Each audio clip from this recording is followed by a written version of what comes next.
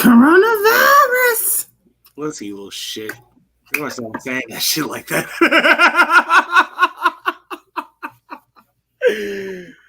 It's getting real. Get that right, Donald.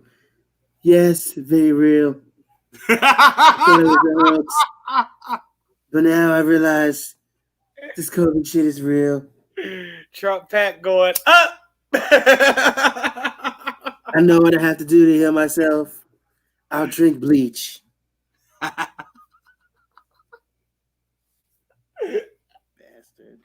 It's a bastard. I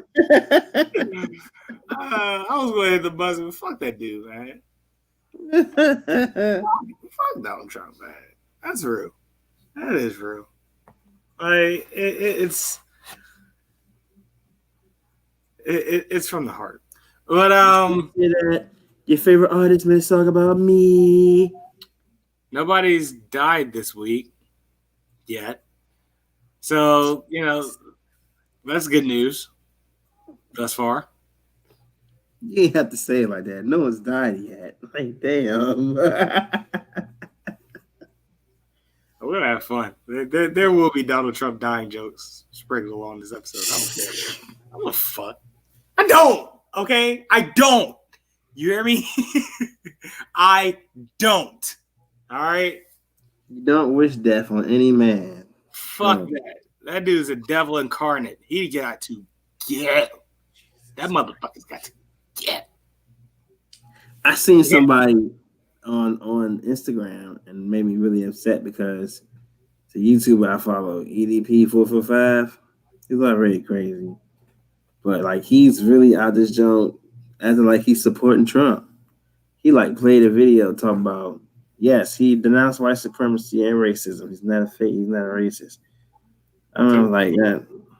And I was like, well, you can say anything. Look at Howie Roseman. He says he's got a better team all the time. And he sucks. But he finally that was white supremacy. Somebody said he tried to get right with God.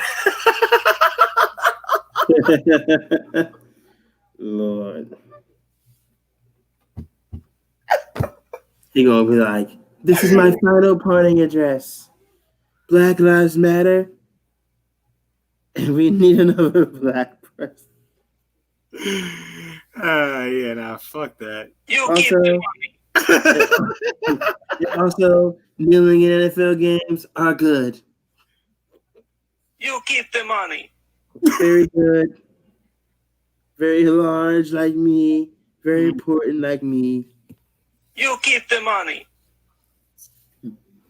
I already keep my money. That's why the lower class don't get tax cuts. And I get all the tax cuts to the business rich people. Because it's about me and my money that I keep. Horse shit! We can do this shit all night.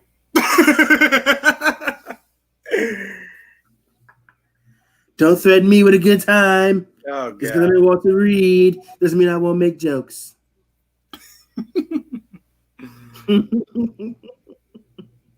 You must be the punchline, I reckon. I'm always a punchline. Don't you watch SNL?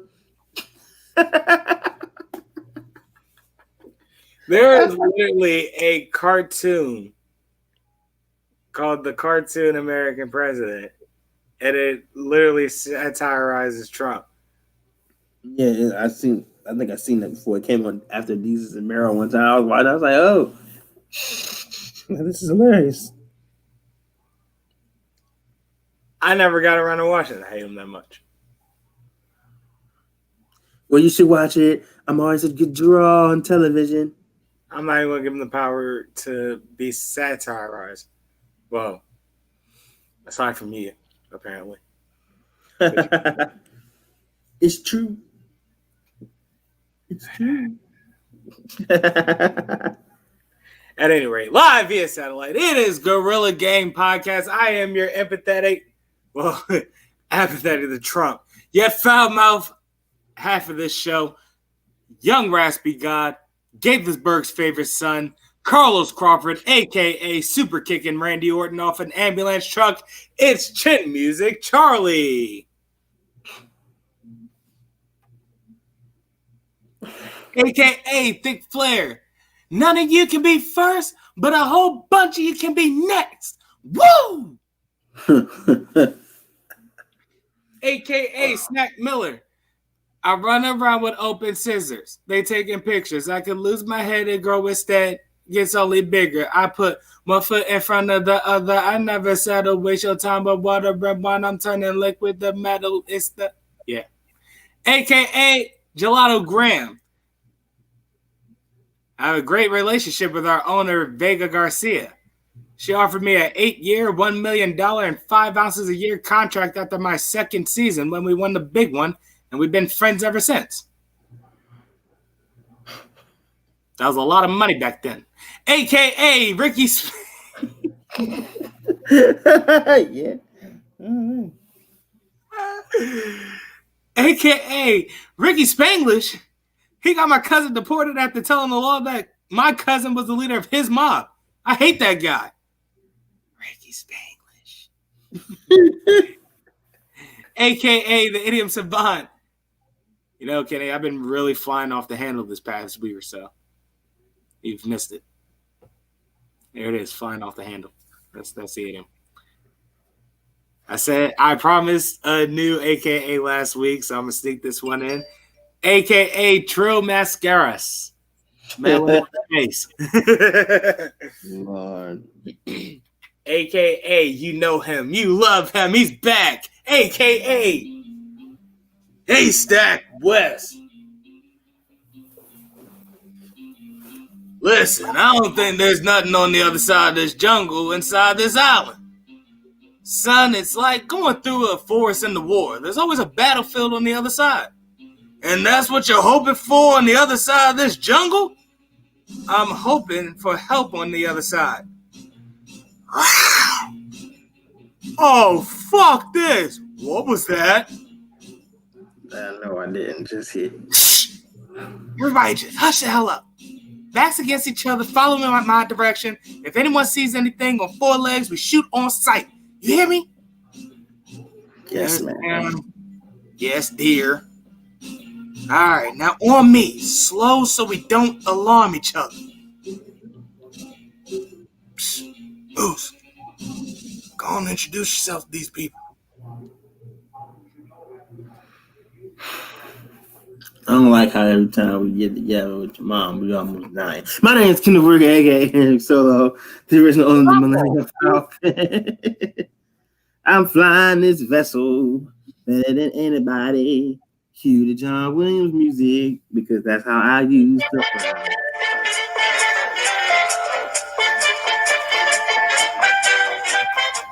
$23 skidoo, 24, 23. I just like saying that shit. Oh, goodness. AKA Last Black Jedi. Do or do not, there is no try. You will show me why Cardi got that ring before she gave it back.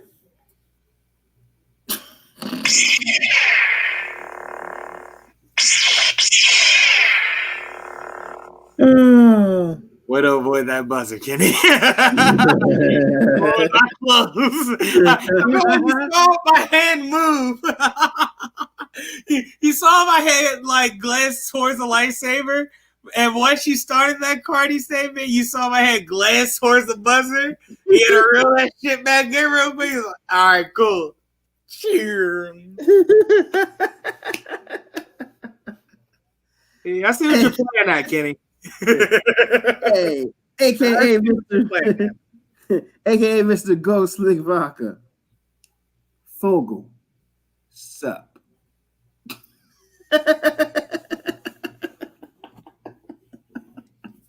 The fucking man. The fucking man. Don't let anyone tell you different, dog. No one will tell you differently.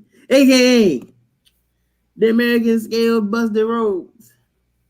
Dick Flair, I saw you in the line of the buffet. But what you didn't know is that the American Scale Busted Rhodes went to the buffet too. And what did I do at the buffet? I ate everything in sight. Then you cook Dick Flair because I am the real man, daddy. And when I come to every buffet line, they know that I want the chicken, the greens, the thighs, and the neck pies. I got something for Bussy Rose. Congratulations, motherfucker. You just extended my thick flare shtick. I don't even think I'm even going to do this thick flare shtick at the end anymore. Congratulations. And we had a very funny thick flare shtick that made you laugh really hard the last time I did it. I mean, you can still do it. It's not a beef. It's not like really fighting. I'm just telling you that I eat more. That's all. Nope. So I'm tired of Bussy Rose using thick flare as a crutch. All right. Oh, what? Gimmick your ass off using somebody else. I use anybody else. All right. That goes for Nacho Man. I'm a savage too, just in case you want to start. I mean, you started with Nacho Man last time. So, shot tonight, dog. Nacho, wow. Nacho Man was chilling. You came in here last week. That's why all I did was not true. Or whatever week that was. Nacho Man fired a shot off at one point at Thick Flare. Speaking of that, hey, man, I'm a savage. Ooh, yeah. See, everybody wants to know me, Gene. How the Nacho Man's gonna respond to Thick Flare's insults? Well, let me tell you something. The Nacho Man is not worried about Thick Flare yet because the Nacho Man knows that the one thing that Thick Flare is afraid of, the Nacho Man possesses. Do you want to know what that is, Mean Gene? I think I do. It's all training in a gym, yeah. Because Thick Flare doesn't like to go to the gym. No. Thick Flare just likes to walk around at buffets and all kind of other fast food restaurants. I caught Thick Flare the other day with an In-N-Out burger in his hand, yeah. And you know the Nacho Man doesn't eat In-N-Out burgers. No. He only eats Impossible Whoppers because, you know, they're organic and full of substance, unlike these hoes, because these hoes have no substance whatsoever, Mean Gene. They don't. Why these hoes don't have substance?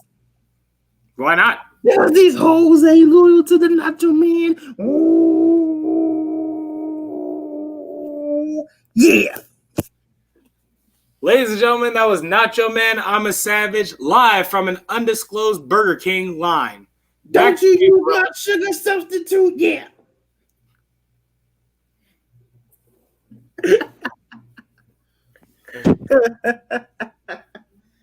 They get it very sexual. Very tight. Very tight, yes. Austin Powers Faja. Wait, is Faja? Dad is Faja. Oh. There. So you're the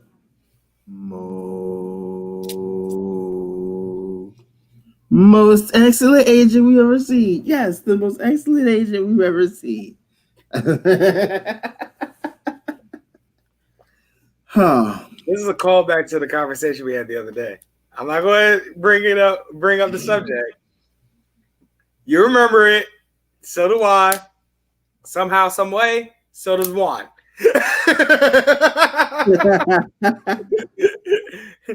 Oh my God. But I see and acknowledge the callback.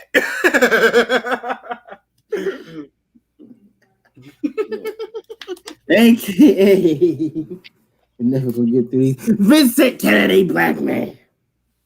Yeah, after my most recent success with the Thunderdome and the Clash of Champions, we're gonna have ourselves an old school traditional match that I love, and it's near and dear to my heart. It's the Vince Black Man's lotion on a pole match. So get Roman Reigns, get Jey Uso, get Batista, get Matt Morgan, whatever his name is now. I don't know where he is. Get Zack Ryder and get anybody else that I think has any kind of muscle. And the match is going to take place where, Carlos? Another fucking on a pole off this match. Another one. In your office. My office. And just when you think it can't get any better, you People are gonna watch in amazement as I put each and every one of these superstars through the ringer to lotion my back, cause you people are just as perverted as I am. We are back. So I hate you, bro.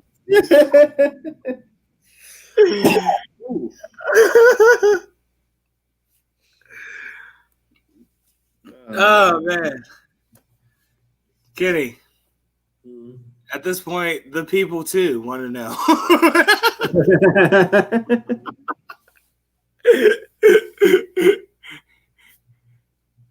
Did you watch the pay-per-view? I watched the Roman match. Yes. All right, I can live with that. That's what you instructed me to do. You instructed me to watch the last 30 minutes. So I did. I did. You know what? And I should have asked for more, but you know, I didn't. And I deserve that. So, with that being said, I could have sworn I had notes from the entire pay-per-view. However, I'm just gonna look for the match results and remember exactly what happened in those matches. So you wanted me to watch it and you don't even have notes for it. Shut up! Who am I talking to? You, sir. You're not talking to me. Scolding me. You scolded me first. So, you know, Here, mister. Because you didn't actually watch the pay-per-view. I did. sir, you doing all this, you're not even prepared. So, like, Yeah, maybe I'm not. What about it? you did all that, sir. Text me at the butt crack, and I ain't at the butt crack, but like 2 in the afternoon. Did you watch the head? Did you watch the pay-per-view? No, I watched the third. I watched the Roman Reigns match. You need to watch the pay-per-view. I told you we are gonna watch it by Friday. Here it is, Saturday. Time to talk about it. You don't even have the notes. All right. You have a point. I am the fucking worst.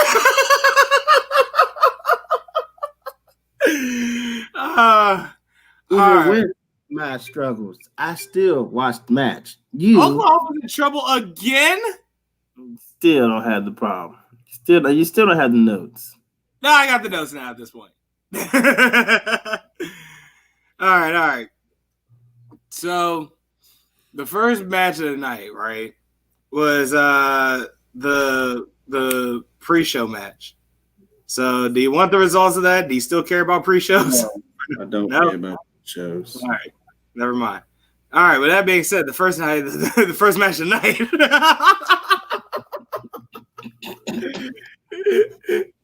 Sami Zayn. You know I don't care about pre-shows. It actually wasn't that bad. I actually fucked with it a little bit. What the hell has happened to you? I've stopped watching wrestling for what, 2 months, and you've fallen into these traps with WWE? The last fucking 10 minutes. What do you want from me? Falling into traps. I'm so disappointed in you. Have I taught you girls nothing? I fell in love one night when the moon was full. That's you. Falling in love with these traps. Man, fuck you. All right, so I was surprised that I was unable to see neck ass. That's you. Shut up. So Sami Zayn defeated Jeff Hardy and AJ Styles to become rightful Intercontinental Champion. Right? Nigga. How he did it? Fucked so hard. Like, bruh. All right, so what he does is, right? This motherfucker got handcuffs.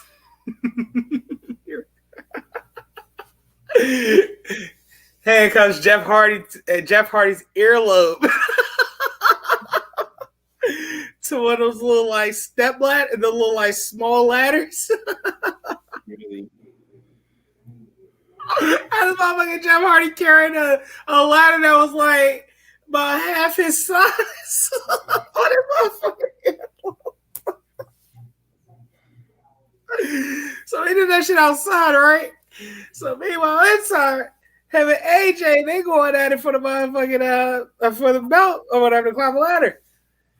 This motherfucking Sammy handcuffs AJ to himself at first, all right? So when AJ went to go climb for the ladder and Sammy was knocked out, Sammy was dead weight. So AJ couldn't climb. So this is fucking genius. Because even when he's getting his ass kicked, he's still thinking ahead. All right? So when he finally comes to, he reveals, he had a kid in his mouth the whole time, right?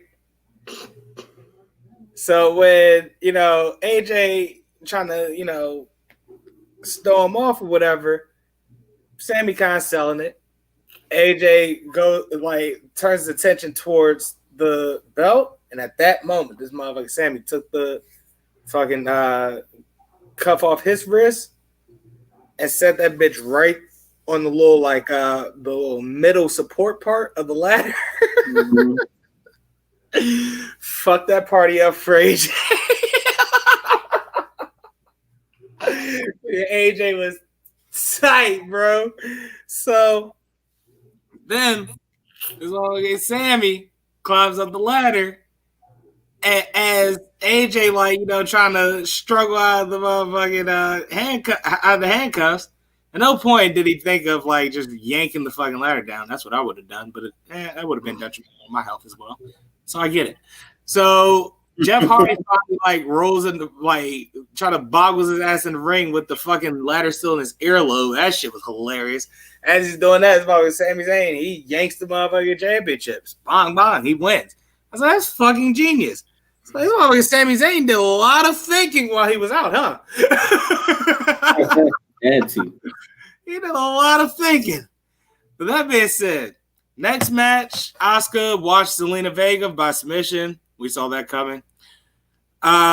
Fourth match of the evening, third match of the show. Bobby Lashley and Shelton Benjamin defeated Apollo Crews and Ricochet. Yeah, all right. Match after that, Street Profits beat Almas and Angel Garza, and Angel Garza's out because of that match. I don't know what happened, but he somehow got hurt in the match, and it led to a small bit of confusion where the ref threw up the X, but nobody else but Almas saw it, and Almas looked at it, was like, yeah, no, fuck that. We're going to continue this match. And try to finish the match himself, and just ended up losing to the Street Profits.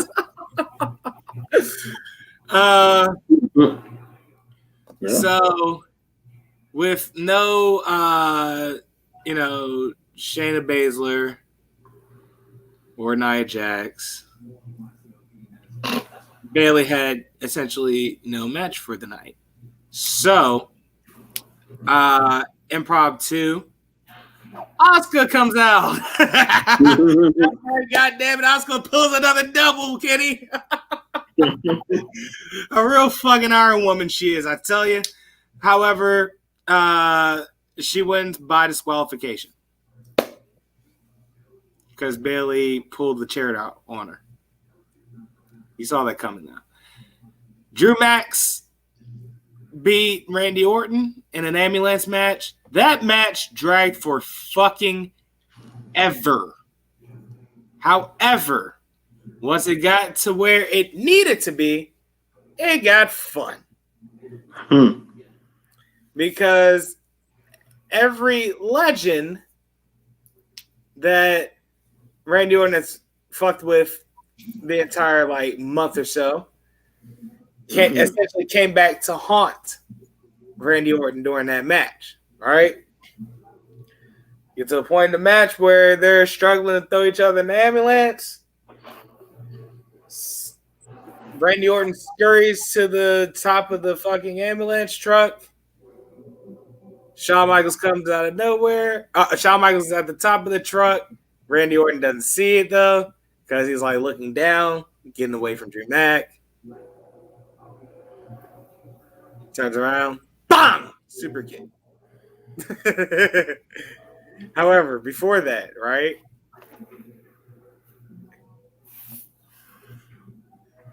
Orton's getting ready to punt kick Drew Mac. Of course. And as he's winding up for it, his foot gets stopped by a hand. Who's the hand, Kenny? Big Well,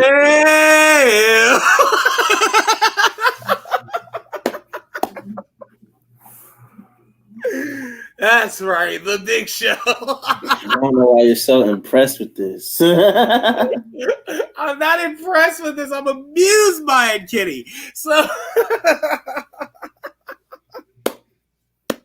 I'm trying to remember. This explanation of this match is dragging on like this match. So, fair enough. It was still funny as hell. So, I'm trying to remember who else did he talk about. It was Big Show, and then Shawn Michaels, Christian and Ric Flair. Yeah. So Christian came in after Shawn Michaels and caught him with an unprettier, if I recall. Something to that effect, from what I can remember. I don't know. Again, Kenny, indicas. I'm sure they all use the finishers. Well, not Flair. Yeah, because Flair came in. Yeah. Way to ruin it, Kenny. I'm probably too old. So. At any rate, he probably just did a low blow and rolled out the ring. Oh, so you did guess wrong. Good. So, with that being said, when Drew Mac ends up like throwing Randy Orton into the ambulance truck effectively and shut the doors, it's Ric Flair in the front of the ambulance truck hauling Randy Orton off. Woo! Y'all gonna let a 70-year-old man drive an ambulance truck? Oh man, that should be illegal, but it's so fucking funny because it's Ric Flair. At any rate, Kenny, the match I've pestered you to watch all week. Let's talk about it. Let's talk about it. This match fucks so hard.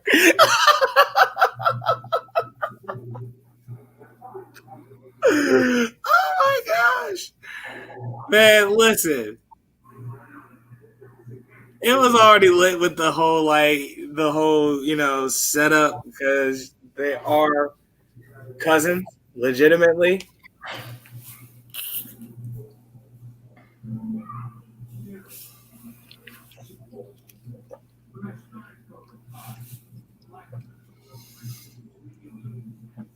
So I'm thinking this is going to be, if not an even match, somehow, some way.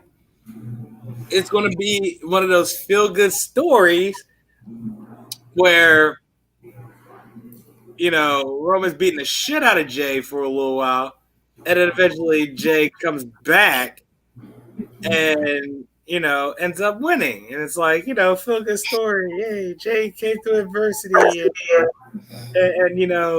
came back and won. Oh, boy, was I wrong.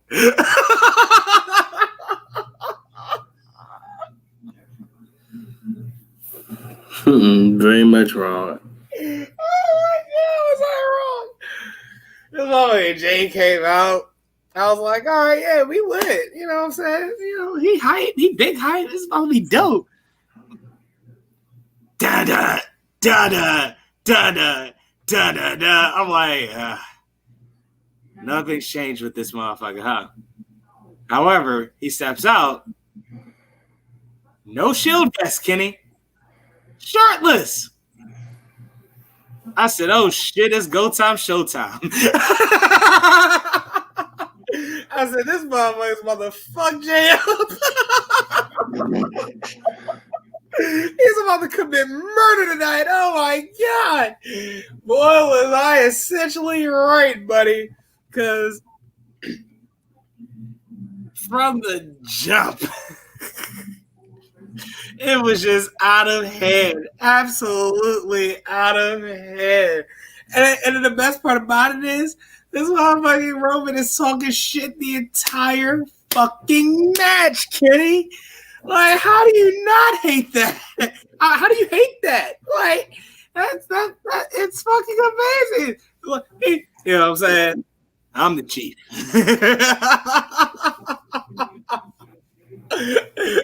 I'm the chief. I'm the tribal chief. Say it. I'm the tribal chief. The shit out of him. Superman punch, spears. Jay had a little bit of a comeback moment. I was like, oh shit. Here's the comeback moment I was, predicting. Wrong.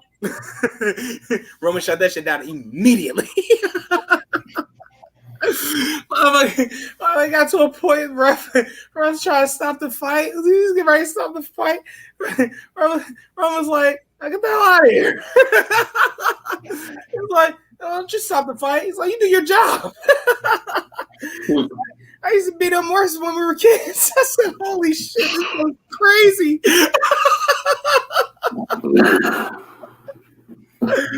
I said, this shit goes dumb diddly. I'm dumb, dog. Oh my goodness.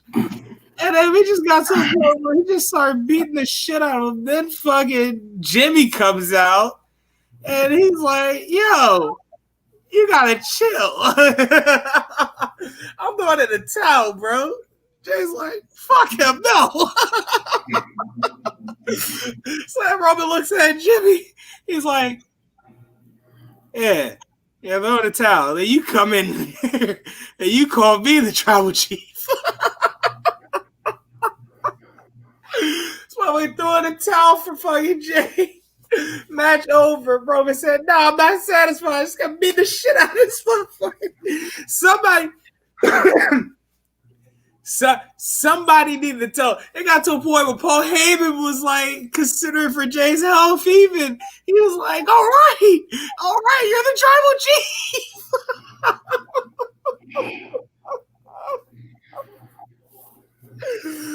That's why we get Jimmy had to fucking cover this nigga. Jay was like, all right, man, chill, you got it. You're the tribal chief. Is that what you wanted? Good, fine, you got it, dog. You got it. You're the tribal chief. That's not all Roman wanted, though. So he goes, go get it. The Paul. So he grabs the lei that Jay came out with in his entrance. And set the lei upon Roman Reigns as if he's literally crowning him tribal chief. I said, this shit goes crazy. It's like, how can you not like this? It's like, there's no fucking way. This is perfect. This was perfectly done, Kenny.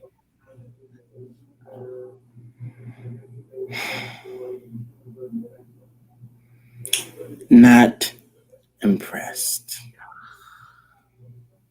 Not impressed. You're talking to a guy that's witnessed The Rock versus Mankind I Quit match with Preem shit talking throughout the whole match. Because Roman's talking, oh, I'm the tribal chief. Call me the tribal chief. What? Kenny, how long ago was that Rock Mankind match? It doesn't matter. The point is, it very much does matter because he has a lot of good stuff since then. The point is violent ilk. Not from Roman Reigns. Not from Roman Reigns. I'm gonna explain to you one more time the trap. And I've been trying to explain this to you and Juan. It's the game. The game don't change. It stay the same. WWE is trying to trap you. It's a trap. Like him. What was that? It's a trap. Okay. Play it again. It's a trap. Thank you. So it's trying to trap you. You know, and they pay, and they're doing a good job because they all did. I was looking at. I was like, They almost got me. I was like, no, no, not falling for the trap.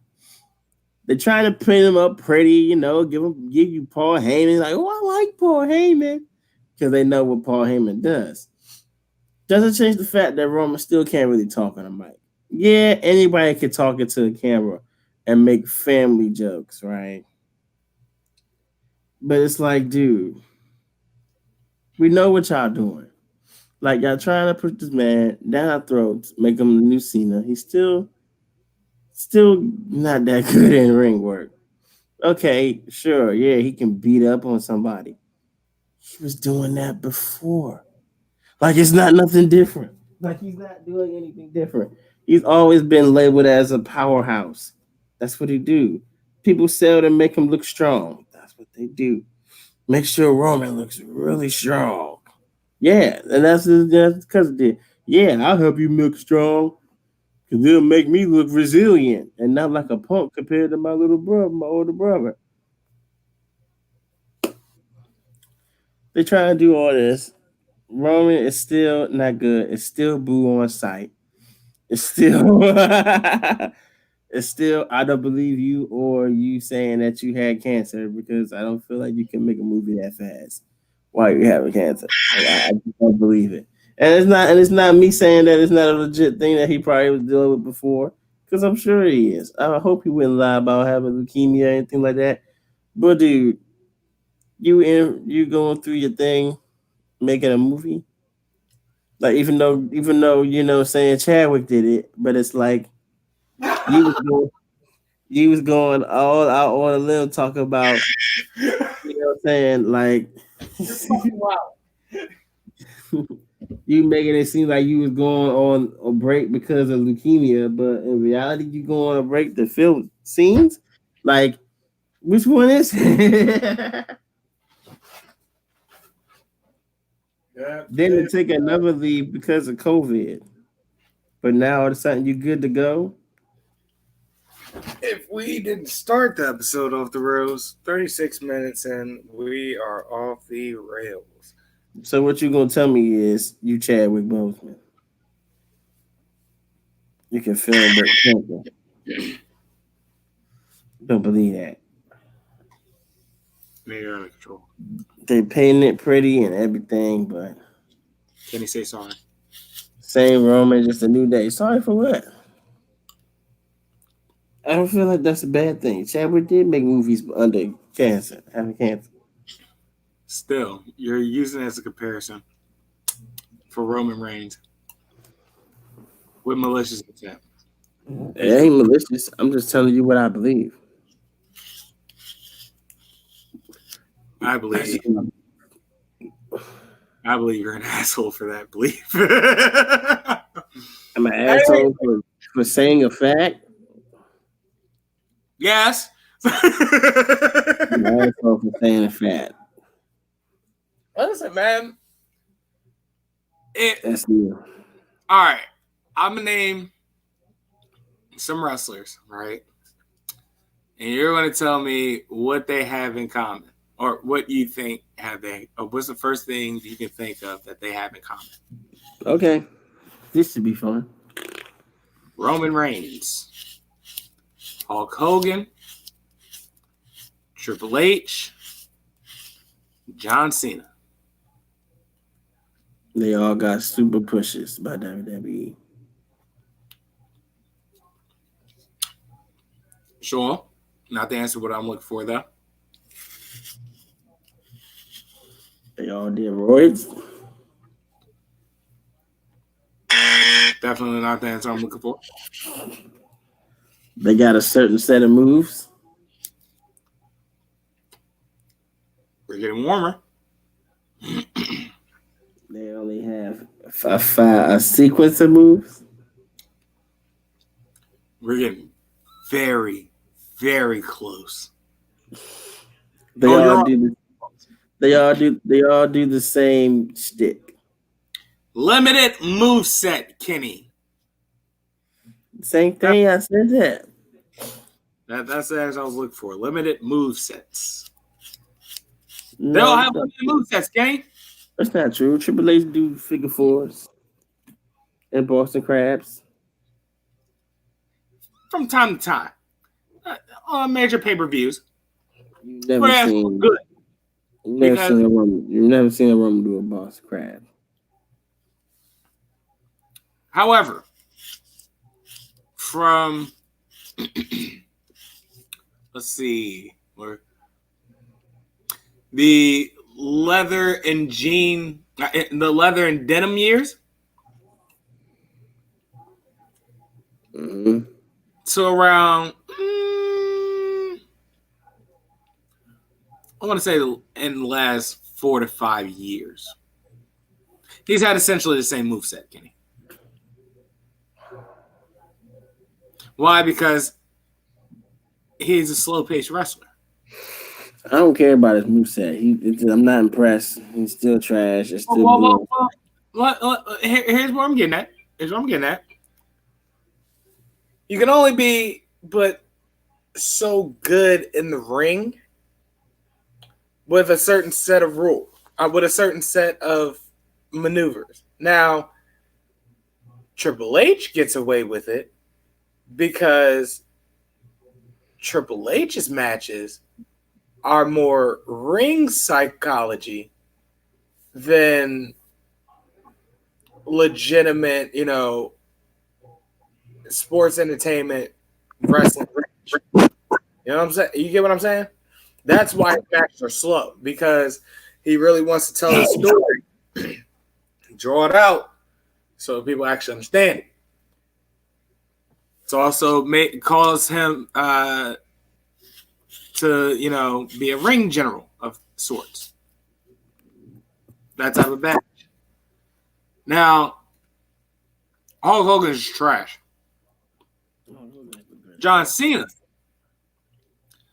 he's respectably charismatic. Hulk Hogan is the greatest wrestler of all time. No, he's not. He should have been in our bracket. No, he should. I should have fought for Hogan to do this. For real. Hulk Hogan is just a jobber that stole a gimmick and took advantage of a changing time in wrestling. Well, do I need to break the theory down, or are you just going to take my word? No, let's just go. Let's just move on. I don't have time. All right, cool. Because I do have a whole theory. My end result is not impressed. Is that what? My end result is not impressed.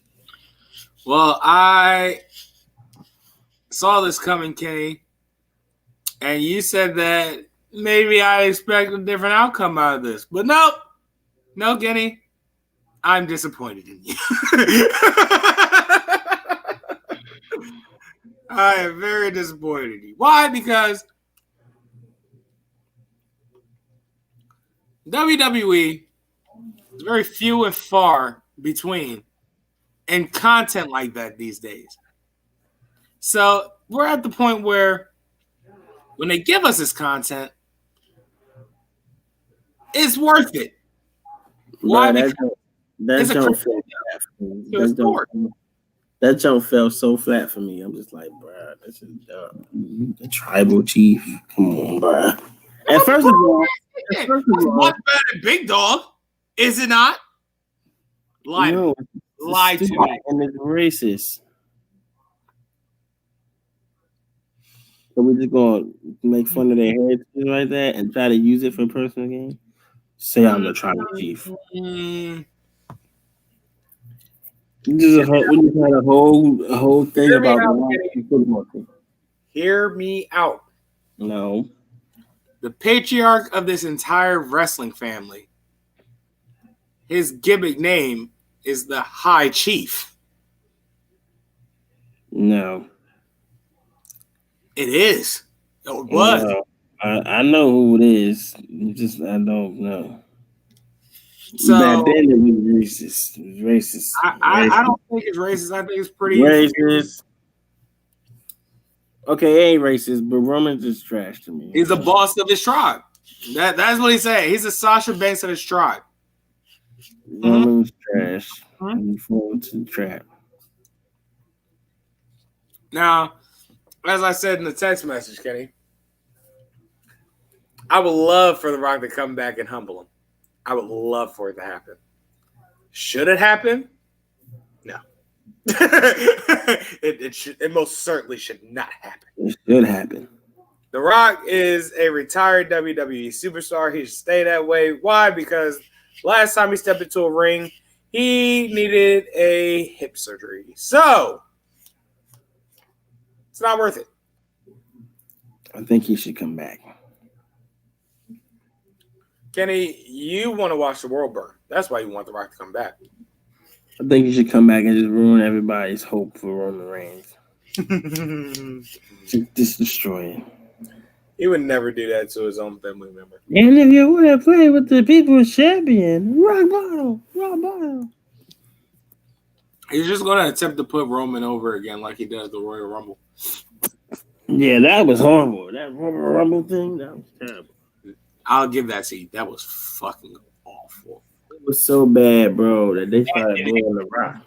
That ending left a bad taste in my mouth. A bad. Like, when was the last time you seen The Rock get booed? That hard. Guy. No, wait, Hollywood. Oh, that hard? Die, Rocky, die. Mm-hmm. So, yeah. Mm-hmm. A bad taste. Falling for the trap, bro. I left a worse taste in my mouth than the Scorpion King. Scorpion King was a good movie. I left a worse taste in my mouth than the Tooth Fairy. Okay. You know, I got to do a third one, Kenny. Rule of 3 for comedy. Go ahead. I left a bad taste in my mouth. Shit. I lost it. Oh, well. The Rundown? Nah. No, I love The Rundown. That movie's fucking awesome. The Game Plan? Yeah, the game plan was good. I like the game plan. Gridiron Gang?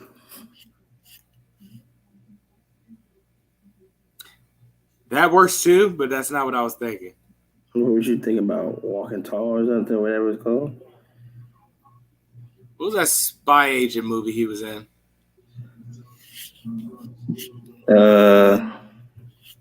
It was based off a video game. Based off a video game? Yeah. San Andreas? No. I don't know. Robbie Weird Dick. That was the character he had. It was the game involved like a spy car. Like you were driving a spy car, you had to get away from people. We're gonna solve this. Gadget. The Rock's movies. No. All 40 of Dwayne The Rock Johnson's movies are ranked. Damn, he played 40. He rarely misses. Long Shot. Long Shot. You Again. Empire State. He was in Empire State. Yeah. Planet 51. No. Faster. Doom. Boom! Doom. But that wasn't a movie. However, Doom fucking sucked. So yeah. We're gonna use Doom as that example. That last example. Okay. Well, I think it's just funny that he really got all these movies now. Like I said, he rarely misses. Oh, he was in Reno 911 Miami. Mm-hmm. Well, all right. Remember he was on that 70s show playing his father? I thought that was funny. Funny. That's funny. Fun fact, there were also a couple of cameo appearances by WWE superstars in that episode. Can you name them? Mean Gene Okerlund? No. I don't know.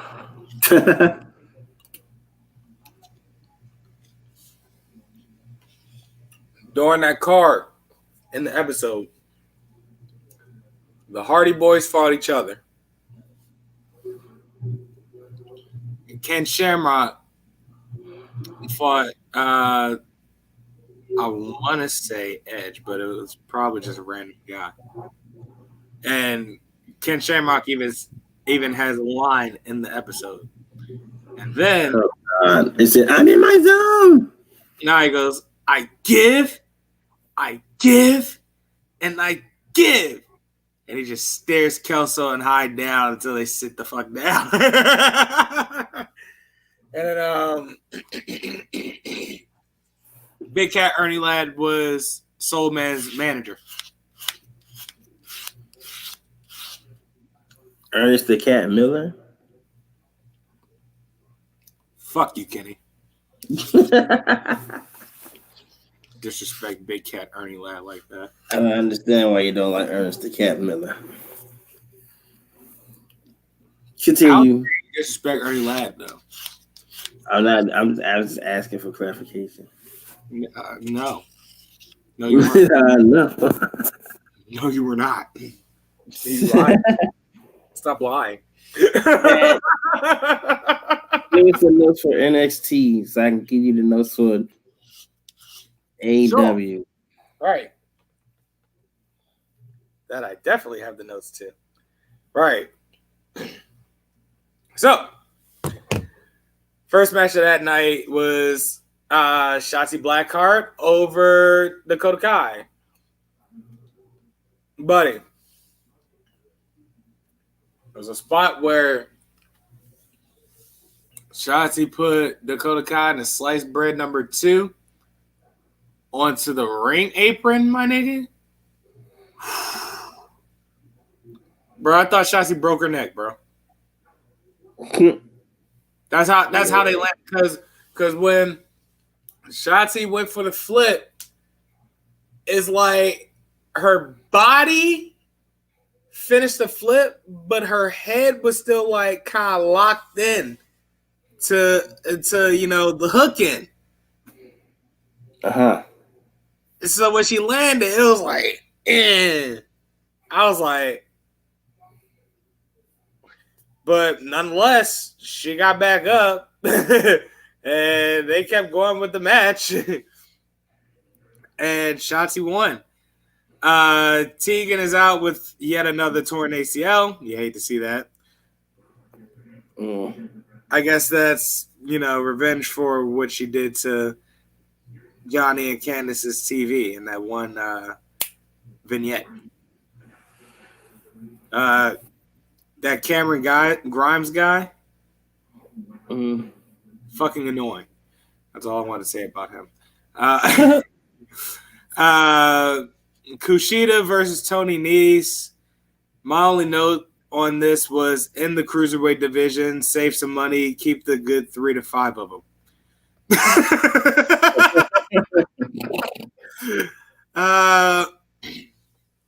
Adam Cole stepped out, called out Austin Theory because Austin Theory's been talking cash shit about Undisputed Era, in which Adam Cole gave him the ultimatum. So listen, here's what we're going to do, right? You can either come down here like a man, hop into this ring, and I whoop your ass, or you stay your ass right there, and me and the rest of the era will just jump your ass. In which, Theory elected the singles match. So, with that being said, Cole proceeded to beat the dog shit out of Austin Theory for 9 out of those 12 minutes of that match. In which, at the end of that match, he shouted out KO. which actually helps push that challenge run for the NXT Championship for Kyle O'Reilly. I thought that was dope. Kaden Carter beat Xia Li. With that being said, yeah, Xia Li shut the fuck up. And yet she still can't win. You hate to see it. The Garganos beat Damian Priest and Io Shirai. That was whack. However, it was on site from the beginning of the match.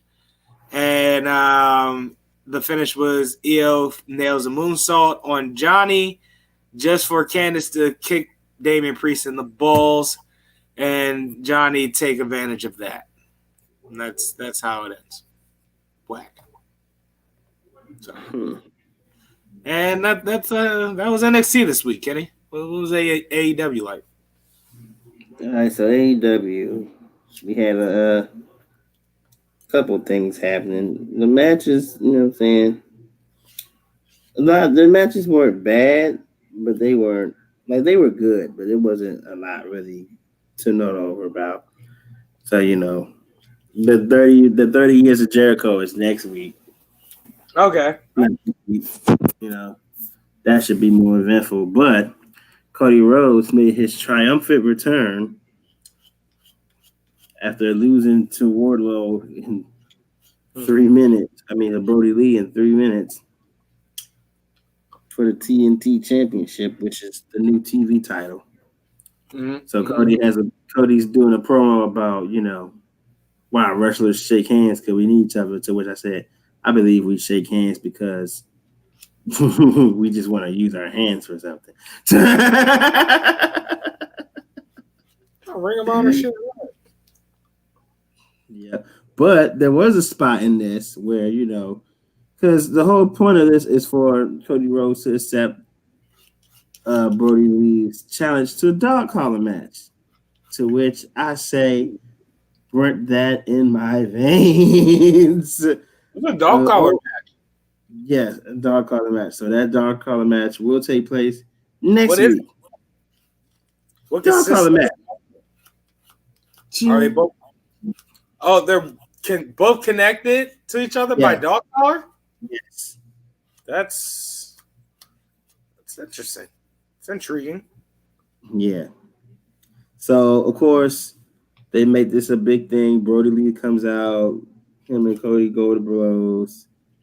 Everybody's coming to separate them. One breaks free. The other breaks free. One goes all the way to the back, then comes out. Then it's a spot between the other chick that's in the Dark Order. I don't know her name. And whoever is briefing with Brandy Rhodes. Okay. It's a part of here. And I'm like, okay, Brandy. Brandy goes to the top rope and does a flip senton off the top rope. Mm-hmm. I'm like, oh.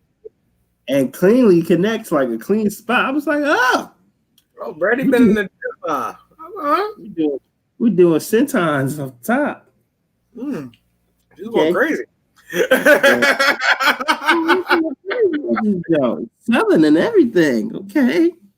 So later on, match goes on. Tag team match, Hangman, Adam Page, and Kenny Omega were former tag team champions. So Hangman's on commentary, throwing them back. I saw it on Twitter. It was like much needed alert on Hangman Page right now. Your man was just like on commentary, drinking his hand like this. I was like, yeah, the vibes. So as the match goes on, as it ends, they're heading to segue, and they're saying we have for news that there will be a number one contenders tournament for the AEW Championship.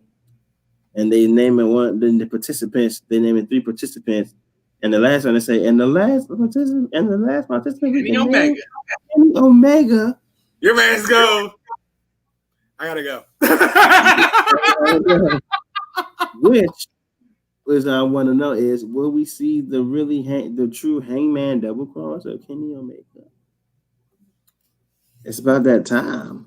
maybe Eggman gets put into this tournament as well, and they meet down the road for the number one contendership. Hangman was champion. Hmm? I thought Hangman was champion. No, Hangman and Kenny Omega were tag team champs. Oh, yeah, that's right. Hangman was still hoping that they could get back into the tag team division, while Kenny's like, no, I'm focusing on my singles career. So who's AEW champion right now? AEW champion is still Moxley. Ah, yes. He's still Moxley, and he's having a hell of a run. I'm so glad to hear that. I really am. Because he has so much potential. And WWE just wasted him. Yeah, he's having a hell of a run. Like he's been, yeah. So that happened, and coming up, which by far was happening, I think was the funniest segment of the night. What happens? MJF comes to the Inner Circle's locker room. Oh boy. Hey, you know, hands on the screen, you know it's gonna be a good time. Bearing gifts. So he changed the camera. He's like, hey, I invite you here so you could not be late. I appreciate that. So he takes the cameraman with Wardlow, goes in, and is like, hey.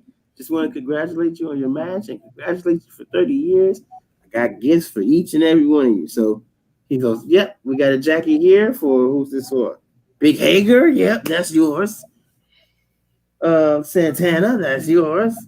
Ortiz, of course, last and not least. Le Champion, the demo god, Chris Jericho, and Sammy Warlow. Where's Sammy's jacket? Did you put him in there? He said, I put all the jackets in there. And then Jericho comes to him. He's like, Sammy, what are you doing? What are you trying to do? He's like, I asked you a question a long time ago. Do you want to be in the center? And MJF goes, no. With all due respect, Chris, I asked you a question a long time ago. Do you want me in the inner circle? Do you want to join the inner circle? Do you want me in the inner circle? Stop. Just stop it. We're not going to do this. I'll enjoy the jackets. I'll see you later. And let me know. And when Sammy goes, he's such a loser, Jekyll like, stop. Maybe he's not a loser. I'm like, ooh, is MJF going to kick Sammy out? Is MJF going to kick Sammy out the inner circle? This motherfucking MJF going to get Sammy kicked out the inner circle. This shit is wild. He's not even in the group yet. That's the best part about it. Usually, motherfuckers will infiltrate the group and get the dead weight kicked out. This motherfucker's not even in the group yet. And the funny thing, another thing about that makes it great, when they were going back and forth, MJF and Chris, Jake Hager comes standing next to Chris like, you don't want the smoke, forgetting that MJF has Wardlow. And Wardlow's like, Slim, what do you think this is? This is a game.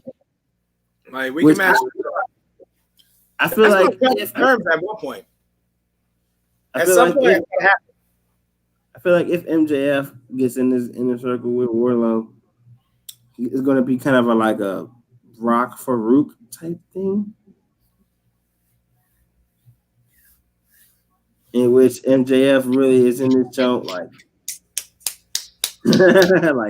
yeah, Jericho, you're great, but it's time for the new guard. We need somebody else. You know what I'm saying? Inject that in my veins. Jericho in the angle. Fucking leave. Final match of the night. Eddie Kingston comes out. I hear great things about Eddie Kingston. Great things. Excellent things. He's great. He's really dope. He comes out. He's like, yeah, Moxley's dumb. He let me pick his opponent, blah, blah, blah, blah.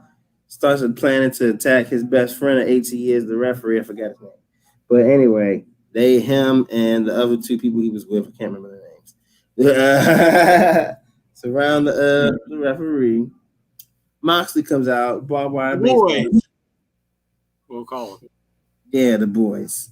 Eddie Comes and the out boys. with a baseball bat. You know, he's like, "Yes, all you always need a weapon." Oh, I'm talking trash. He's like, "You're not fighting me anyway. You're fighting the butcher." And I'm like, "Oh God." The Butcher. So yeah, butcher trying to whoop his ass. Moxley still comes away with the win. It's like, yeah, no, that's not a thing. Still not. No. Britt Baker made a return and she won her match. I forgot who she fought, but Yeah. she came back trash. So I like Britt Baker. She's a funny shit talker. Yeah, and that's AEW. This just in, for the first time since 1999, Oklahoma has lost back-to-back regular season games, losing to Iowa State 37-30 tonight. Oklahoma is finished, son. Their season is over. They're not going to the playoffs. The best bowl they're going to get is fucking the goddamn Alamo Bowl. Yeah, they're going to the Humanitarian Bowl, Kenny. That's where they're going. If they're lucky, they're going to play Boise State. Let's call it what it is, the Boise State Bowl. That's what it really is. Listen, LSU ain't doing nothing. We became the first named champion in history to lose their opener. So we'll be either number 2 or number 1 next weekend. That's my joy. Meanwhile, in the pros, we're going to embarrass ourselves Monday night on national television, Kenny. You're going to embarrass yourself. We're going to embarrass ourselves Sunday night on national television. So I want to hear. Who do y'all play Sunday? The 49ers. I mean, half the team is out, Kenny. So is ours. We have one receiver. This season needs to shut the fuck down, man.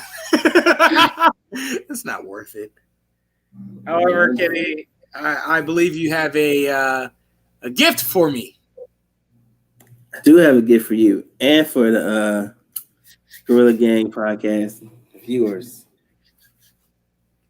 In which I like the cue the music, even though we can't play it because we get sued. But I'm going to cue it to myself. It's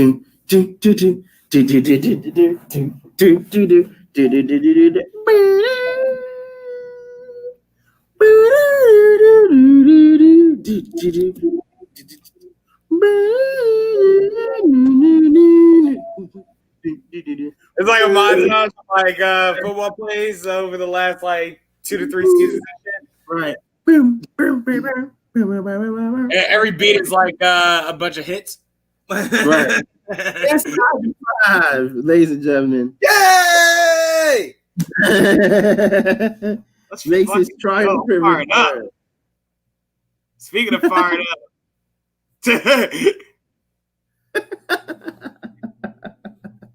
Lord, it makes his time to return. So the reason why it's been going through this, it's been going through a metamorphosis because I kind of want to do like a thing where Los kind of like writes down what I'm talking about, and we'll come back like a couple of weeks later to see if I was right or if I was wrong. So, my God, you're giving me a chance to do things like this? yes. Oh my God. I ain't got a chance to either. I don't even have to eat any words. Oh my God. Yes. Sign me the fuck up. All you gotta do. If anybody's wrong here, it's going to be you. And, you know, if you were right, it's just, all right, you were right. For me. Yeah. I like this. I like this one. Inside the 5 just got more fun for me, and I already enjoyed Inside the 5. You gotta be really watching for like for fairness. You can't just be biased to the wrong stuff. Okay, you can't. It's not gonna work if you're just plotting on my downfall. All right, so number 5. Number 5, Nick Foles in Chicago. Everybody's talking about Nick Foles in Chicago now, saying he's going to be the reason why the Bears made the playoffs. What I want to remind everybody is the Bears were already a good team before Nick Foles took the place. Is Mitchell Trubisky bad? Yes. Is he better than Nick Foles? Yeah. Yes. Why? Nick Foles lost his job to Gardner Minshew after signing a 4-year, maybe I think it was like $170 million, $70 million, something like that. Big contract for him to get. Lost his job, got effectively traded or released, and had to get signed up by Chicago. If you think Nick Foles can keep a job and sustain it for 16 weeks, you're delusional. This isn't the first time we've seen Nick Foles do this. Okay, Nick Foles for the Eagles played 2 good games. Granted, one of them was the Super Bowl, and the other one was the NFC Conference Championship. Down to that point, he didn't do anything. So, not only that, he doesn't have Frank Reich. So, it's not even like they're running the same system. So, don't expect Nick Foles to be the guy in Chicago. Number 4. All right. Is Josh Allen the real deal? Ladies and gentlemen, we've had our many stats about Josh Allen on this program, in which a lot of them was me saying, I don't think he's it. Looking at this jump that he's made, he's got the Bills currently 3-0 in a division that is normally run by the Patriots. The addition of Stephon Diggs at wide receiver has helped tremendously.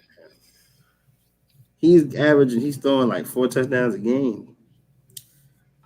I think we see Josh Allen take the step. I think he becomes one of those quarterbacks that we actually mentioned. Now, the season's still young. Anything can happen, but the way it's going right now, we might have to really look out for Josh Allen. I would like to add upon that, actually. Something that I saw tonight. Josh Allen is a product of the Tyrod Taylor curse. Tyrod Taylor. Follow me here. Okay. The beginning of this curse starts Rose Bowl, where Stanford played Virginia Tech.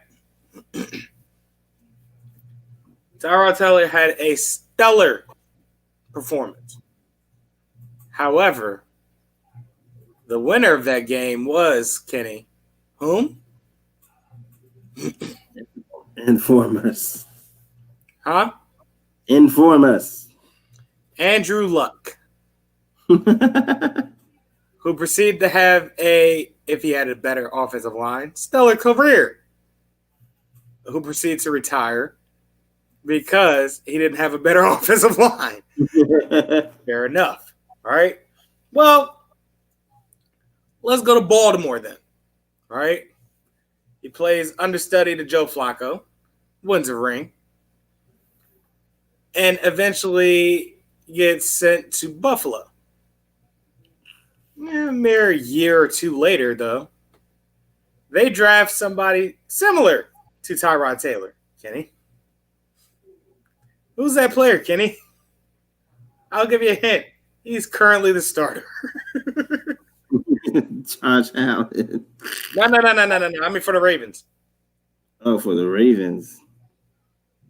Yes. Lamar Jackson. That's right. So, we go to Buffalo. Are you sensing the pattern yet? Yes, the pattern. All right. And you, the audience, if you haven't yet, we go to Buffalo. Tyrod Taylor, he actually does well in Buffalo. However, he ends up getting started over Josh Allen. I forgot how. I forgot why. But he winds up in Cleveland because of it. How's Josh Allen doing again, Kenny? Very well. Just as I thought. So, we'll go to the only essential fallacy so far to this curse, right? Where he goes to Cleveland, and after showing that he could possibly win a game, but coming up short in a tie and a loss because, it's the Cleveland Browns. He ends up getting hurt, and Baker Mayfield comes in and proceeds to finish the job, winning their first game of the season. So Tyrod ends up in San Diego.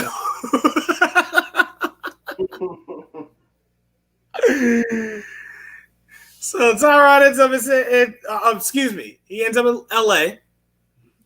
And the one quarterback since Drew Brees is now out of LA and now in Indy. The most fertile quarterback in the NFL, Kenny. Phillip Rivers. That's right. So, he you saw what's been happening in the last couple of weeks. Yeah.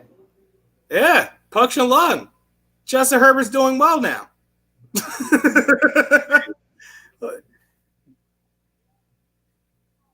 Josh Allen is a product of Tyrod's curse. Well, let's see if he can keep it up. Number 3. And this one hurts a lot. This one's going to be Carson Wentz. Is he in a slump or has he regressed? Turn the camera off for this one. Now we're finally asking this question. Now we're taking this question seriously. Y'all get it? Yeah, we're taking this question seriously now. This is a serious thing that's happening now. Honestly, I don't even know how to really grade him. Has he been bad these last 3 weeks? Absolutely. Could it possibly be a slump? Sure. But the way that it's looking like he's regressed. Granted, he hasn't had the best supporting cast around him. We got a new lineman every week. We got a new line starting every week. A new receiver starting every week from the practice squad. Hasn't had the best of help. It's a regression. Yeah. All his body broke. It's looking like regression because I seen him run a option last week and he looked really slow. He looked like he had no more options. Yeah, I'm just like, what is going on? You hate to see it. So we'll see. Hopefully it's a slump for Eagles fans' sake. You hope. Because, buddy. Number 2. Joe Cool 2.0. That's right. I'm talking about Joe Burrow. Hey, Thorough Burrow. Listen. You hear me? This kid, even though the Bengals are 0-2-1, this kid has had them in games. Yes. The first week they lost because of a missed field goal by a kicker, which would have been a comeback drive for him if AJ Green didn't push off. That is correct. Which I still think that was kind of a tit-tat foul. But that's my opinion. Second week, the Browns wasted them. The score ended up being 30-35, meaning Burrow somehow kept them around, even with a bad offensive line. And last week, we know what happened last week. They tied with the Eagles, keeping them in that game as well. So, if Burrow can get the protection that he needs, the development of T. Higgins goes off, because he had 2 touchdowns last week. With Tyler Boyd and Joe Mixon can get his act together and actually beat Joe Mixon again, the Bengals might have a shot with Joe Burrow at quarterback. The Joe Mixon and my face of the franchise mode. Yeah. Yeah, that Joe Mixon. And number 1, Russell Wilson's time finally. Finally. Will it be Russell Wilson's time to get an MVP vote? We'll win it. Oh. Because he's never gotten an MVP vote. Ever. That's weird, isn't it? Yeah, for 3 weeks, he's got the most touchdowns in 3 weeks, which was previously set by who? Pat Mahomes. I don't know. I'm telling you, Pat Mahomes. Right.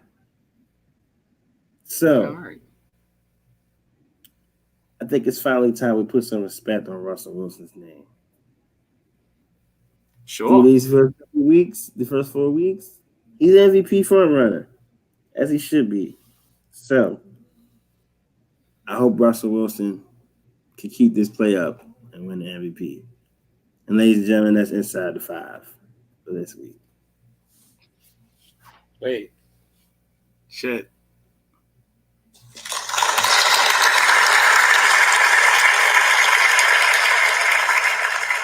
Excellent work. I'm so glad it's back. So let me go ahead and round out with our aspiring Black communities that were destroyed by white neighbors, Kenny. Yeah. This week, we get to the Rosewood Massacre of 1923. Kenny, Rosewood was a quiet, self-sufficient whistle stop on the Seaboard Airline Railway in Florida. By 1900, population in Rosewood had predominantly African American. Some people farmed or worked in business. Predominantly white. In 1920, Rosewood blacks had 3 churches, a school, a large Masonic hall, turpentine mill, a sugarcane mill, a baseball team, and a general store. A baseball team, Kenny. A second one was white-owned, the general store. The village had about 2 dozen plank 2-story homes, some other small houses, as well as several small unoccupied plank structures. Spurred by unsupported accusations that a white woman in summer had been beaten and possibly raped by a black drifter, white men from a number of nearby towns lynched a Rosewood resident. When the black citizens defended themselves against the further attack, several hundred whites combed the countryside, hunting black people and burning almost every structure in Rosewood. Survivors hid for days in nearby swamps and were evacuated by train and car to larger towns. Although state and local authorities were aware of the violence, they made no arrests for the activities in Rosewood. At least 6 blacks and 2 whites were killed, and the town was abandoned by black residents during the attack. None ever returned.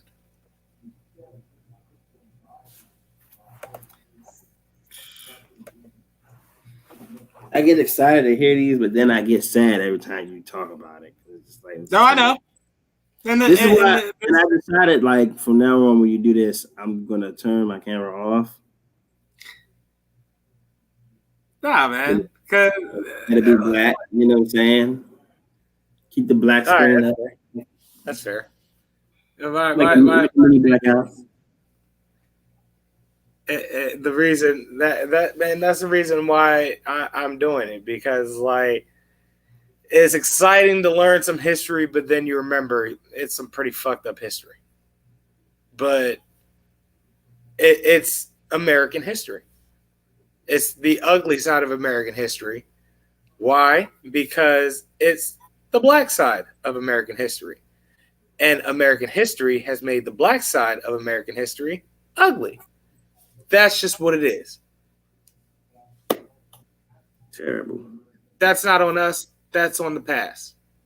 And it's a past that's not too long ago within the last century. Yeah. So no excuses on that part. Final thoughts, Kenny. Holy shit. Tulsa beat UCF? Tulsa beat UCF. UCF is 11 in the nation. Tulsa is not even close to ranked. Oh, this is a hell of a Saturday in college football, bro. I wish you were more into college football. Yeah. No, I'm into college football. I just haven't watched it anything this year. I just haven't been able to watch any games. And to be kind of honest, my mental capabilities and consciousness stability hasn't been necessarily always there where I like it to be. Which leads me to my final thought, you know what I'm saying? And I'm pretty sure I've had this final thought before, but a lot of you guys don't know that I've been, going through a lot of mental, turmoil the last couple of weeks. You know what I'm saying? So I had a really lot on my brain, which was the reason why I couldn't do last week. One, that, and because I was also out of town. But for the most part, I took that trip to get away from the stuff that was happening, going down. So, with me, and I'm not a guy that likes to, I talk to my friends and I've been, you know what I'm saying? But I'm not a person that likes to just let my problems, weigh anybody else down. So I just want to encourage everybody, that if you're having some kind of battle with anxiety or depression or, whatever your mental illness may be, to seek help, even if you feel like it's not a continuous thing that you deal with. Depression can happen. So be mindful of your social media intake, be mindful of what you're taking in, and your free time, I find what helps me is, and this is something that my therapist also said to me, is that do something that's productive that brings you peace. For me, watching old football highlights, watching comedies, writing jokes, or just doing stuff like that brings me some kind of peace. You know what I mean? So that helps me manage it better. But I also have to remember that it takes a little more work than just watching something that you like that's fun. You know what I mean? So, but at the same time, don't be discouraged by it. I'm thankful for the group of friends I got, family rather. You know what I'm saying? Especially him. He's been one of my main sources of outlet relief and talking points rather. Yeah, and it's great. It's so funny because while I'm really in this zone concerned and really in my emotions, he's just like, fuck that. Who cares? I'm just like, I had you, Carlos. I'm talking to you. Kenny is literally illustrating my emotion throughout the entire, situation he was in that led him to the mental slump. Me, I personally have no tolerance for people anymore. None. Because I've said this over and over again in this show. They have their heads too far up their asses to be altruistic. So it just, I just don't deal with people's bullshit anymore. So you put me in the position that he was in, well, I'm just pulling the plug on everything. So the final thought for me is don't be afraid to seek help about it. And we just need to normalize these combos, Of course. Absolutely. And we also need to normalize a convo that was kind of had the other day that you called back to earlier. I don't think the world's ready for that convo, Kenny. I mean, no. I mean, our immediate circle was ready for it. The circle was far from ready for it. So imagine what everybody else is going to be like. And me, I could take a joke. However, when it comes to malicious intent, turn your location on. Run me my fade. Plain and simple.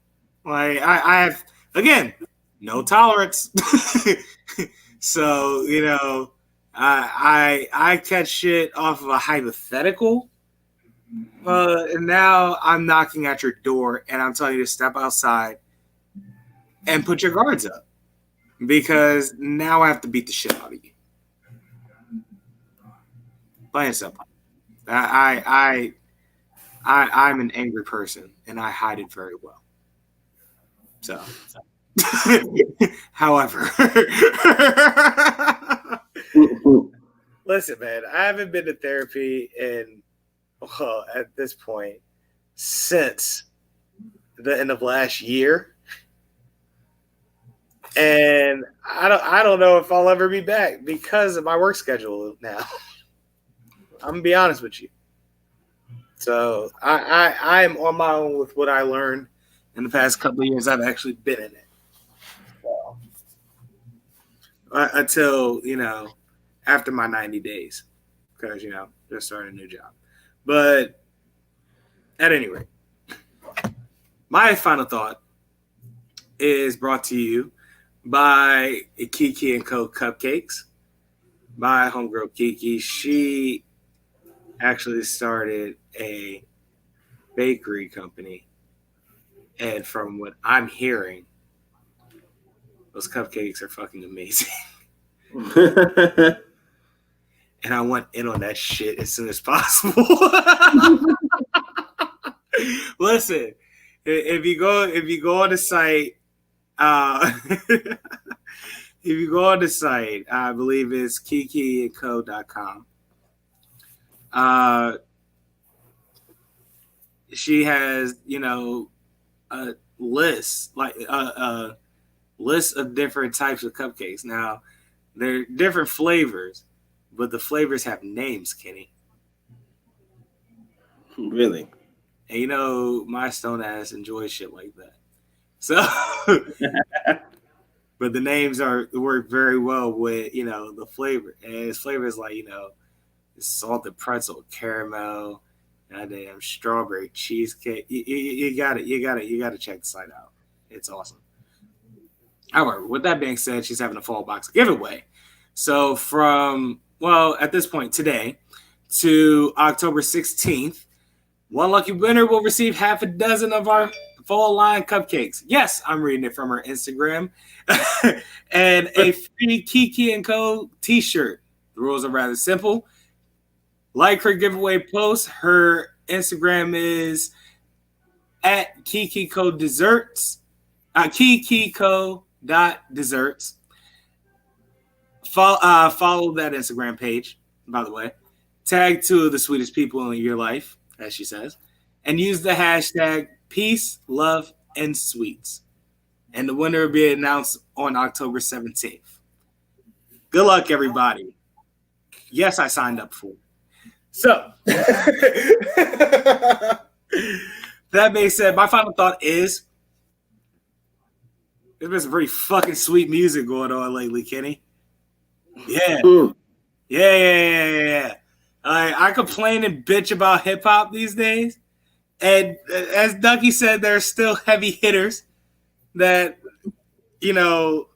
are within my criteria of enjoyable hip hop. With that being said, they dropped new albums this week. Buddy. Action Bronson dropped Only for Dolphins. And Kenny, Cadez said it himself. It might be album of the year in his opinion. Wow, high praise. That album is vibes in every sense of the fucking word. Yeah, people like this album is vibes. Like it's vibes. Mm-hmm. No. You listen to me and you listen to me good. Not you, Kenny. I mean the audience, because I know you're all ears.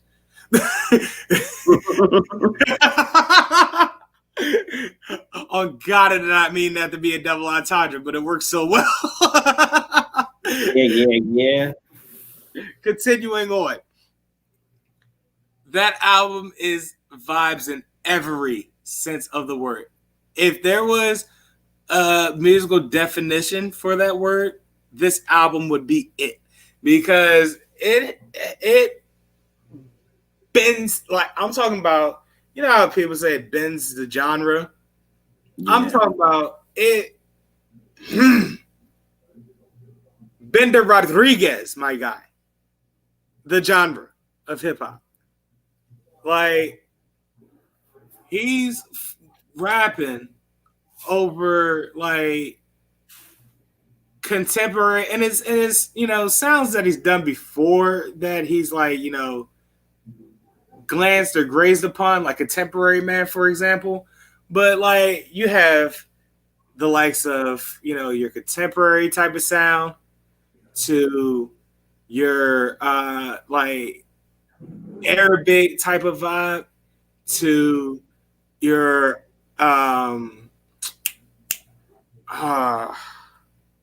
you're like, you know, Latin type of vibe, your reggae vibe. Like, it has everything. And not only that, he has that classic Bronson foolishness going on in every last track.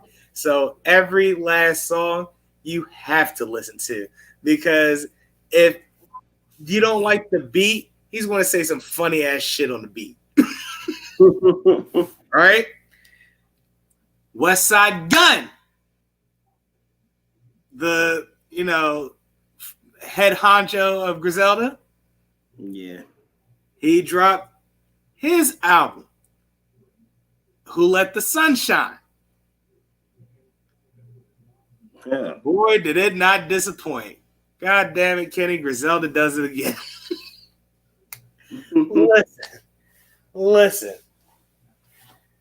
I have a track called Butcher and the Blade, which obvious reference to the tag team in AEW. Yes. And it's the big three. West Side first, Conway second, Benny the Butcher anchor. Boom. Then not only that, your man has a story-like song featuring one of the best storytelling rappers of all time, Kenny. Who was that? Slick Rick. I thought that. I was thinking that. And it's like, yeah, you should have guessed it. You would have been correct as fuck. That goes crazy, bro. Like, goddamn. And then, Kenny, literally the last track of the album.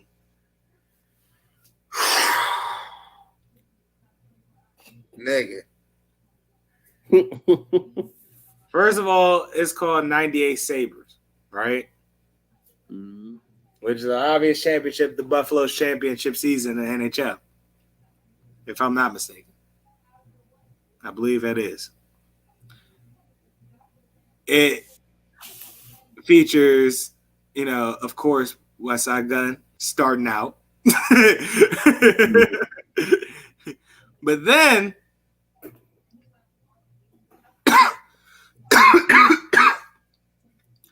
there's this chick, right, that sounds low-key like Nicki Minaj. Her name's Armani Caesar. She destroys that jump. And then Conway comes in, destroys that jump. You know Conway's destroying the track. He throws out a killer line when at the end of the line in the background you hear the ad lib, talk to him. That's his, you know, I'm killing that shit, right? Yeah. And then of course, Kenny, Adding the butcher. And once again, boy, did he not disappoint. You get to the end of that verse, like literally, the verse ends as the beat ends. And then you're like, that's how the album ends? My God. Shit back. 8 out of 10 in my book. There were a couple of songs I was like, eh. But every album has moments. Every album, even Only for Dolphins, have moments like that. But again, with Bronson, he still doesn't disappoint because even when the tracks are like, he's going to say some wild shit. He literally has a song called Splash, right? And it literally begins like a fucking commercial, Kenny, for cologne. Splash by Baklava. Men, woman, whatever.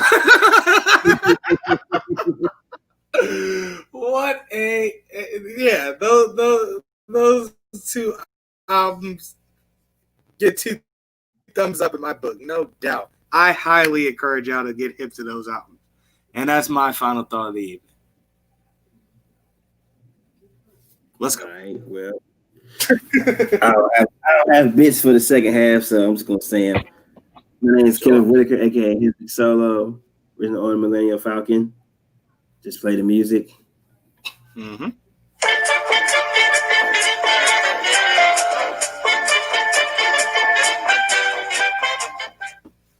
Just for GP, and I went in because I love the sound bad, love to hear it. Han Solo.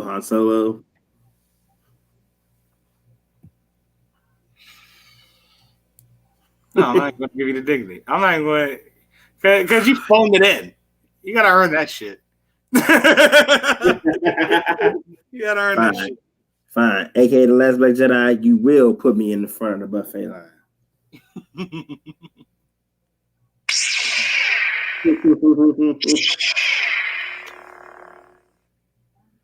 AKA, not your man, I'm a savage. Ooh, yeah. I give you the oh yeah because I care. Mean Gene. Oh yeah, I forgot. Ladies and gentlemen, that was Not Your Man, I'm a Savage, Sick in Bed. No, it's not from coronavirus. No. It's an STD. Back to you, Bobby. No, it's not an STD. AKA Mr. Go Slick Vodka. Sounds like she totally wants it, man. Who's gonna give it to you? You are. That's who. All right, so good. That's a good super bad line. Thank you. I appreciate that. I felt like that was for me. AKA the very sexual, the very tight. Very tight, yes. Austin Powers Faja. Wait, is Faja? Dad is Faja. Oh.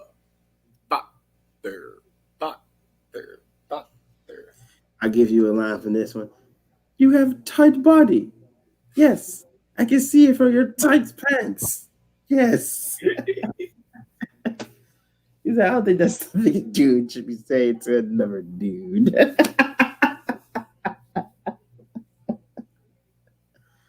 Okay. Vincent Kennedy Black Man. Yeah.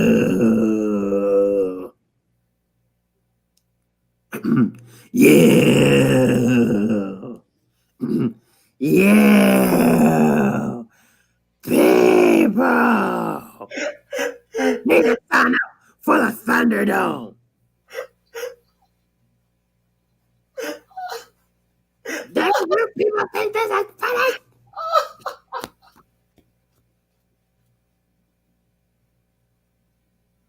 One of these days, it's going to be just a whole dialogue of you people.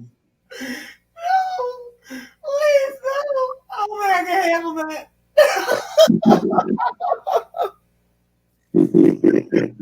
Oh, yeah. Oh, my head hurts from laughing so fucking hard. Oh no. You're doing that thing again. All right. Oh man. To bring it on home, I am Carlos Crawford, aka Teasing a Sensational Sherry, because that's the original basis of my gimmick. It's chin music, Charlie. Sexy boy. You know what? We gotta encourage people to come up with gimmicks. That sounds like fun. AKA Thick Flair. Oh, you thought I forgot, motherfucker? Busty Rhodes, you need to get on your own trail, Bubba. You can't ride my coattails forever. Remember that. Stick to your own gimmick, Bust Fatso. And as for you, Nacho Man, I had her first. She's damaged goods. She rode Space Mountain. And when you get on Space Mountain, you be like this.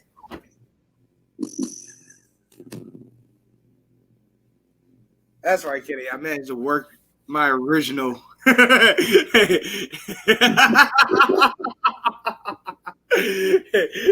Into shots to both Nacho Man and Buster Rhodes. That's right. Bang, bang, bang. That's another way I gotta get my confidence. Yeah. In the words of Roy Jones Jr., I must have forgot. Well, shit.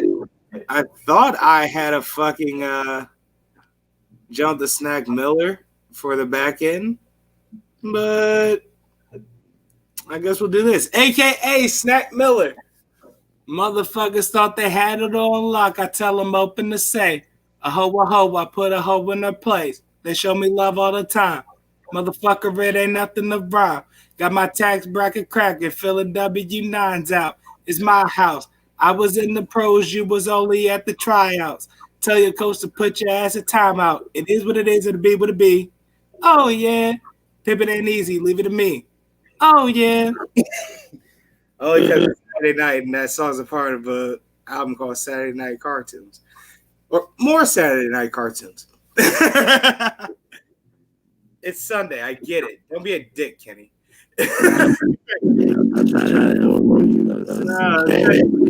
Therefore it's Sunday. Fuck you. All right.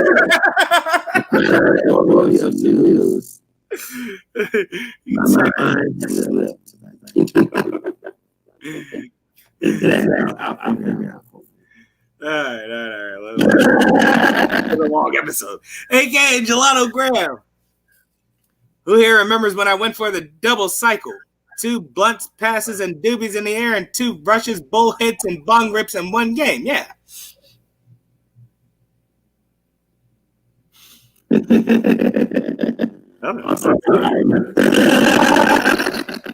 AKA Ricky Spanglish.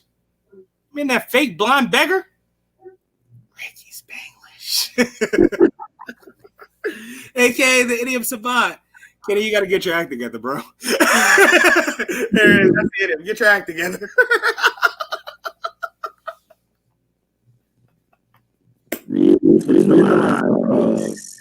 AKA read me to the lies. AKA Trill Mascaras. Man with no face. Jabroni! AKA oh man, I'm having too much fun here.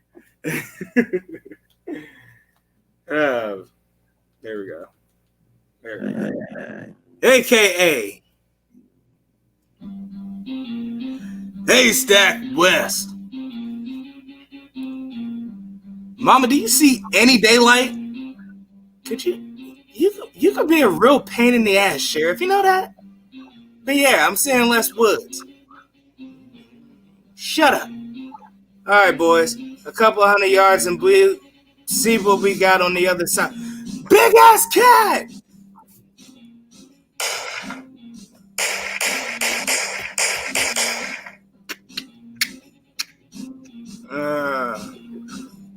That's not good.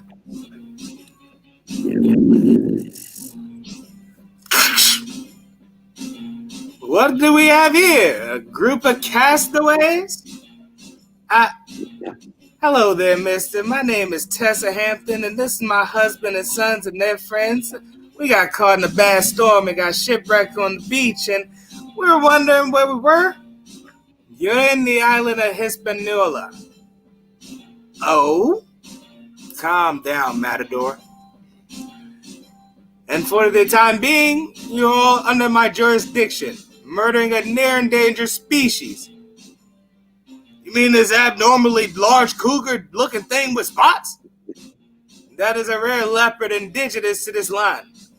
You're all under arrest. Oh, yeah? Well, it looks like an even fight to me. Oh? I believe I heard clinking prior to making my presence. Cuff 'em, boys. Welcome to Hispaniola.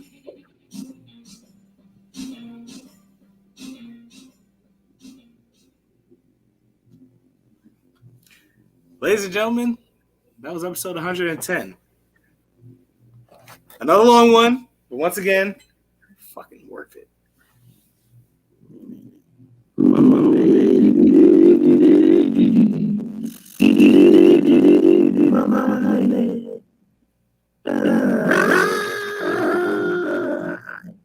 Neck ass. We off this.